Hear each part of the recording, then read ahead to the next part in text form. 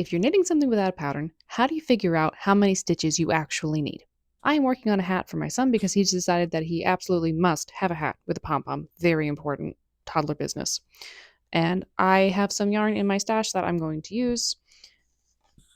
And I've made a gauge swatch. Super important. You cannot skip this step. So I've got my gauge swatch here, and what you want to do is measure how many stitches across are going to fit in 2, 3 inches, 4 inches. I made kind of a smaller swatch, so I did 3 inches. I'm using my 5.5mm needles, and I have 13 stitches equals 3 inches. Now, I have a head size of 19.5 inches around for my almost 3-year-old, so the question is, how many stitches do I need to cast on? We can solve this with a pretty simple proportion. 13 stitches creates 3 inches of fabric, so that equals how many stitches we don't know, x over 19.5 inches around. So it's a proportion, we'll cross multiply. That gives me 19.5 multiplied by 13 equals 3 times x. So then divide both sides by 3. X is whatever 19.5 times 13 divided by 3 is. My calculator tells me this is 84.5. I'm going to round that up to 85 stitches.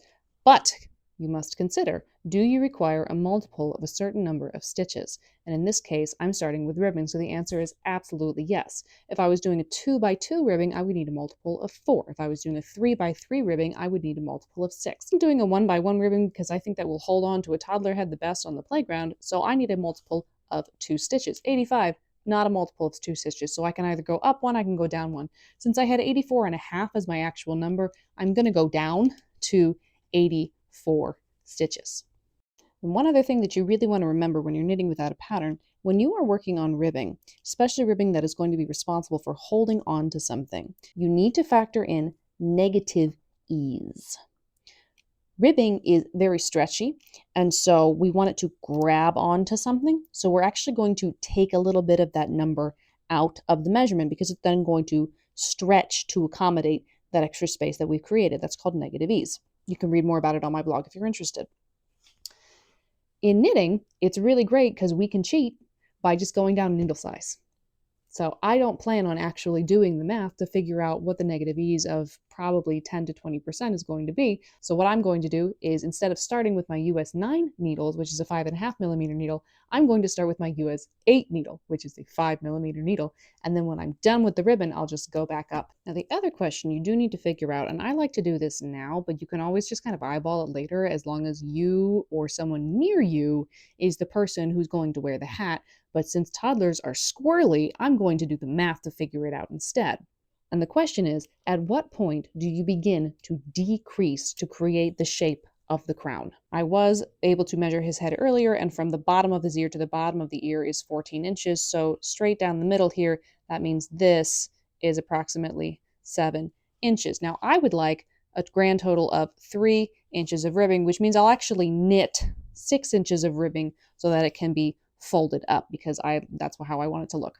So if this is a grand total of 7 inches, it's probably going to start decreasing, around the 6-inch mark. So I'll have about 3 inches in stockinette, and then I'll start to decrease.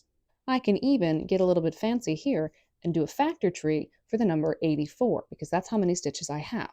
So the question is, where do I want to space those decreases so that they're nice and even and create more of a circle as opposed to like a weird triangle hat? I'm going to take my 84 stitches, and I know that that's a multiple of 2, which is good. So I have 2 and I have 42. I'm going to do 2 again, and that gives me 21, which is a factor of 3 and 7. So I've got my factor tree there. So when I choose my number from my factor tree, I've got my primary numbers 2, 2, 3, and 7. And I want to figure out what combination of those numbers I want in order to get an even distribution of my decreases.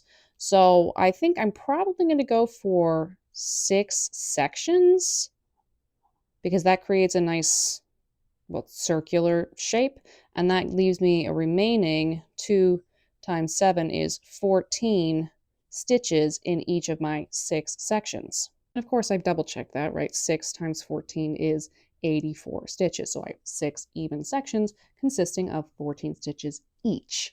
So if I have 14 stitches and I want to begin my decrease, what I'm going to do, honestly, because I'm not going to want to think about it, is I'm going to count every 14 stitches and then I'm going to add a stitch marker and then I'm just going to decrease either before or after my stitch markers. Yeah, I could actually write out this pattern and say, okay, knit 12 stitches and then knit two together to create stitches 13 and 14, right? Becomes one stitch. I don't want to do that. That's too much work. I already did the factor tree and that's enough for me. Knitting without a pattern now becomes knitting with my own pattern. So I'm going to cast on 84 stitches. I'm going to do 6 inches of ribbing, which is 1 by 1 ribbing. Then I will do another 3 inches of stockinette approximately, and I'm going to eyeball it. If it looks wrong, I'm going to stop. And then I'm going to begin my decreases with 6 sections of 14 stitches. Eventually, the decreases will get so small that the hat will be basically done, and I will seal it up. And then I'm going to create a huge, huge pom-pom because it is hilarious watching him shake his head back and forth to feel the pom-pom moving, and that is the entire purpose of creating this hat. So I will take my joy where I can get it.